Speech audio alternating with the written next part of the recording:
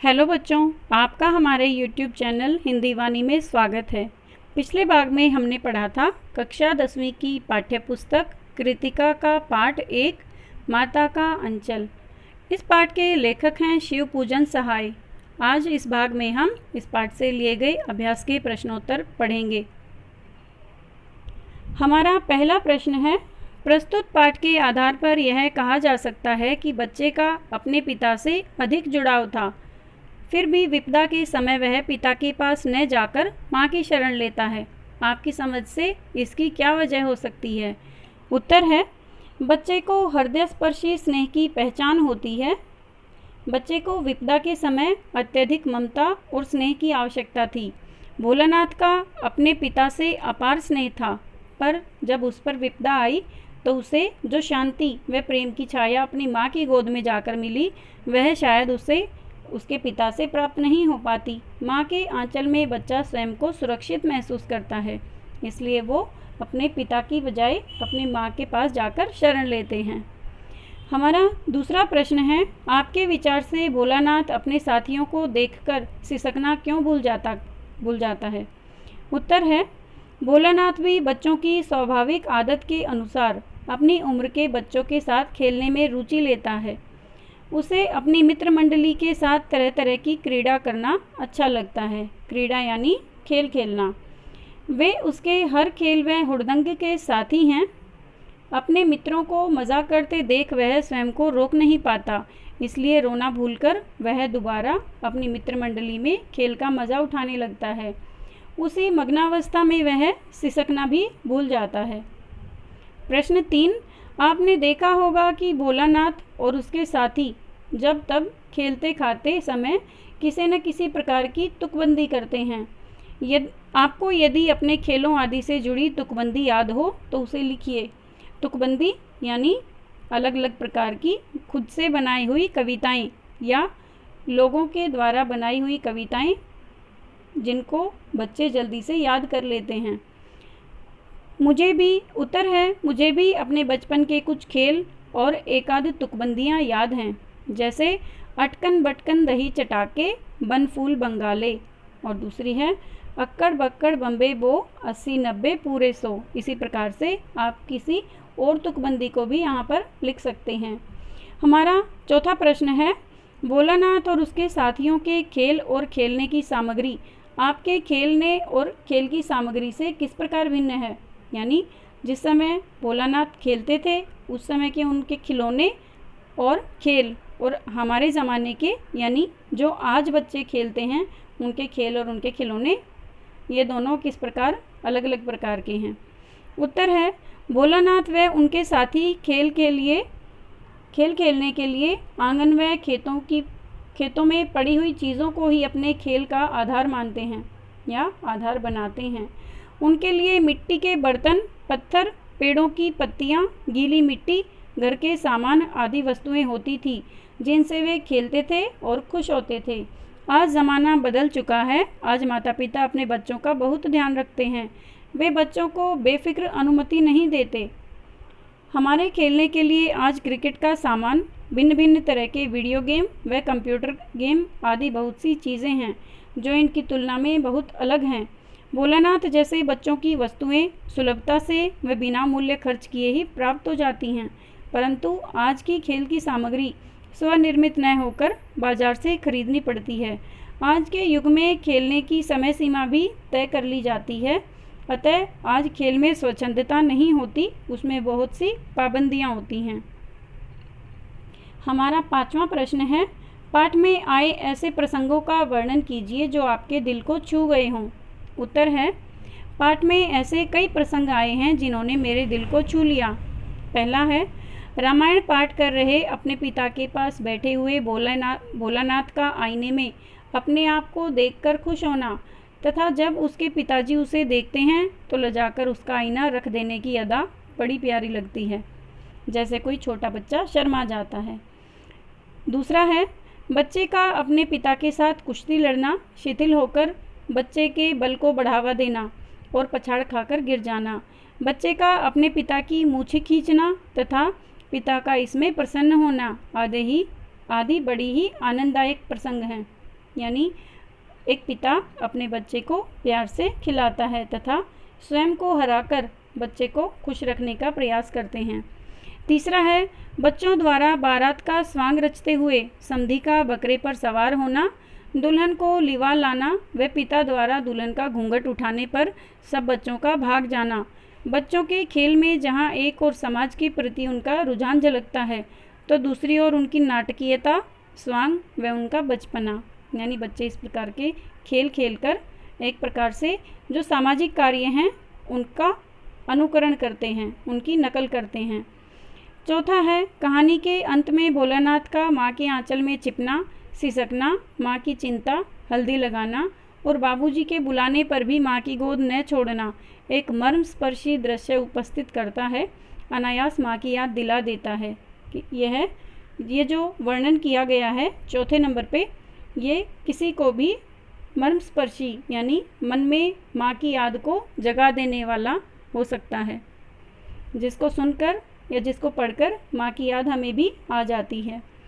हमारा प्रश्न 6 है, इस उपन्यास अंश में 30 के दशक की ग्राम्य संस्कृति का चित्रण है। आज की ग्रामीण संस्कृति में आपको किस तरह के परिवर्तन दिखाई देते हैं, यानी उस समय की ग्रामीण संस्कृति और आज के समय की ग्रामीण संस्कृति, इन दोनों में अंतर बताया गया है। उत्तर है गांव में हरे भरे खेतों के बीच वृक्षों के झुरमुट और ठंडी छांव से घिरा कच्ची मिट्टी एवं छान का घर हुआ करता था। आज ज़्यादातर गांव में पक्के मकान ही देखने को मिलते हैं, यानी एक तरफ उस समय के गांव का वर्णन है और एक तरफ आज के गांव का वर्णन है। दूसरा है पहले गांव में भरे पूरे परिवार होते थे, यानी संयुक्त परिवार होते थे, लेकिन आज एकल संस्कृति ने जन्म लिया है, यानी एकाकी परिवार, छोटे परिवार होने लगे हैं।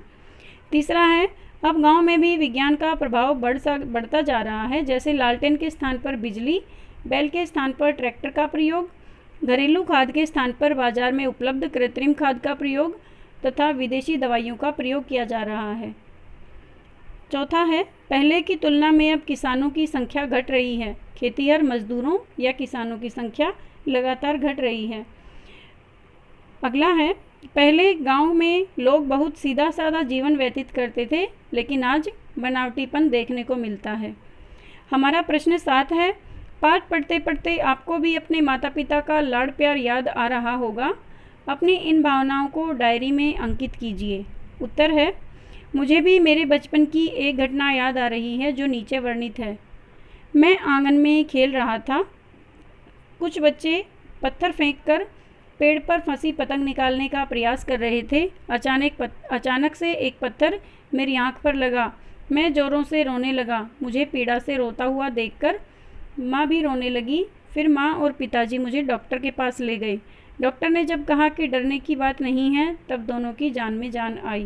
यानी किस प्रकार से एक बच्चे को मुसीबत में या दर्द में देखकर उसके माता पिता चिंता में पड़ जाते हैं तथा उसका इलाज करने के लिए अपना जी जान या अपनी सारी चीज़ें लगा देते हैं, उसे डॉक्टर के पास ले जाते हैं और उसका इलाज करवाते हैं, तभी उन्हें चैन मिलता है। हमारा 8वां प्रश्न है यहाँ माता पिता का बच्चे के प्रति जो वात्सल्य व्यक्त हुआ है उसे अपने शब्दों में लिखिए। वात्सल्य यानी एक माता पिता का अपने बच्चे के प्रति स्नेह, प्रेम। उत्तर है माता का आंचल में माता पिता के वात्सल्य का बहुत सरस और मनमोहक वर्णन हुआ है। इसमें लेखक ने अपने शैशव काल यानी अपने बचपन का वर्णन किया है। भोलानाथ के पिता के दिन का आरंभ ही भोलानाथ के साथ शुरू होता है। उसे नहलाकर पूजा पाठ कराना, उसको अपने साथ घुमाने ले जाना, उसके साथ खेलना व उसकी बाल सुलभ क्रीड़ा से प्रसन्न होना आदि उनके स्नेह व प्रेम को व्यक्त करता है। भोलानाथ की माता वात्सल्य व ममता से भरी हुई हैं। वह अपने बेटे से बहुत अधिक प्रेम करती हैं। भोलानाथ को भोजन कराने के लिए उनका भिन्न भिन्न तरह से स्वांग रचना एक स्नेही माता की ओर संकेत करता है, जो अपने पुत्र के भोजन को लेकर चिंतित है। दूसरी ओर उसको लहूलुहान व भय से कांपता देखकर माँ स्वयं भी रोने व चिल्लाने लगती है। अपने पुत्र की ऐसी दशा देखकर माँ का हृदय भी दुखी हो जाता है।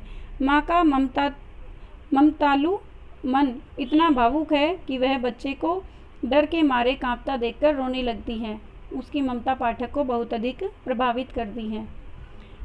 प्रश्न 9 है, माता का आंचल शीर्षक की उपयुक्तता बताते हुए कोई अन्य शीर्षक सुझाइए। यानी इस पाठ का नाम माता का आंचल ठीक है, किस प्रकार से ठीक है? यदि कोई अन्य इसका नाम आप रखना चाहें तो वो कौन सा हो सकता है? उत्तर है, लेखक ने इस कहानी के आरंभ में दिखाया है कि भोलानाथ का ज़्यादा से ज़्यादा समय पिता के साथ बीतता है। कहानी का शीर्षक पहले तो पाठक को कुछ अटपटा सा लगता है, पर जैसे जैसे कहानी आगे बढ़ती है बात समझ में आने लगती है। इस कहानी में माँ के आंचल की सार्थकता को समझाने का प्रयास किया गया है। भोलानाथ को माता व पिता दोनों से बहुत प्रेम मिला है। उसका दिन पिता की छत्रछाया में ही शुरू होता है। पिता उसकी हर क्रीड़ा में सदैव साथ रहते हैं, विपदा होने पर उसकी रक्षा करते हैं, परंतु जब वह सांप से डरकर माता की गोद में आता है और माता की जो प्रतिक्रिया होती है वैसी प्रतिक्रिया या उतनी तड़प एक पिता में नहीं हो सकती। माता उसके भय से भयभीत है, उसके दुख से दुखी है, उसके आंसू से खिन्न है। वह अपने पुत्र की पीड़ा को देखकर अपनी सुध-बुध खो देती है। वह बस इसी प्रयास में है कि वह अपने पुत्र की पीड़ा को समाप्त कर सके। माँ का यही प्रयास उसके बच्चे को आत्मीय सुख व प्रेम का अनुभव कराता है। उसके बाद तो बात शीशे की तरह साफ हो जाती है कि पाठ का जो शीर्षक है माता का आंचल क्यों उचित है। पूरे पाठ में माँ की ममता ही प्रधान दिखती है, इसलिए कहा जा सकता है कि पाठ का शीर्षक सर्वथा उचित है। इसका एक अन्य शीर्षक भी हो सकता है, माँ की ममता। हमारा प्रश्न 10 है, बच्चे माता पिता के प्रति अपने प्रेम को कैसे अभिव्यक्त करते हैं?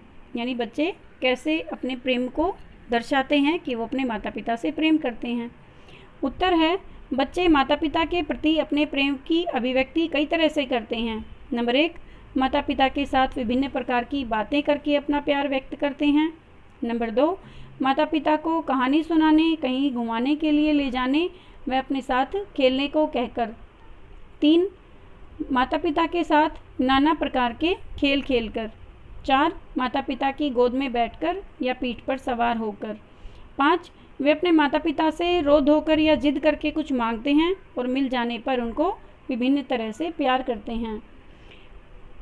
अगला है, माता पिता के साथ रहकर उनसे अपना प्यार व्यक्त करते हैं। यानी इस प्रकार से बच्चे अपने माता पिता के प्रति अपने प्रेम की अभिव्यक्ति करते हैं, यानी वो दर्शाते हैं।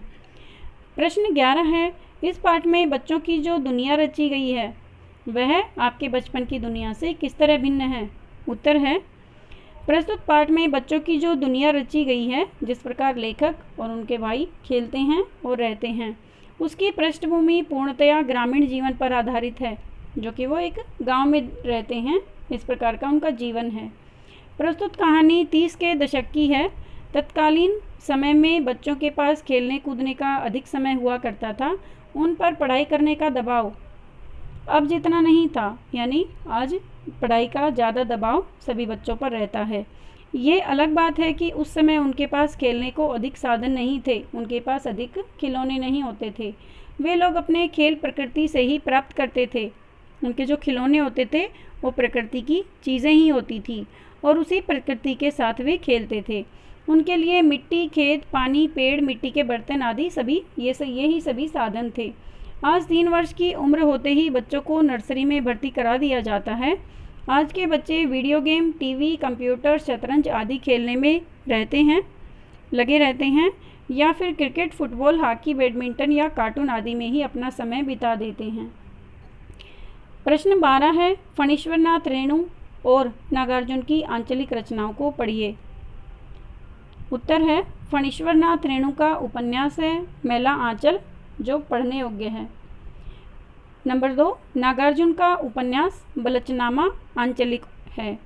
ये जो दोनों लेखकों तथा उनके मैला आंचल व बलचनामा ये जो दोनों उपन्यास दिए हैं, इनमें ग्रामीण सभ्यता, संस्कृति, इन सभी चीज़ों का वर्णन किया गया है। इसमें मुख्य रूप से ग्रामीण आंचलिकता का परिवेश दिखाया गया है तथा जो उपन्यास की कथा वस्तु है, जो कहानी है, उसमें ग्रामीण जीवन शैली का सजीव चित्रण किया गया है। उम्मीद है बच्चों आपको ये प्रश्नोत्तर अच्छे से समझ में आ गए होंगे। धन्यवाद।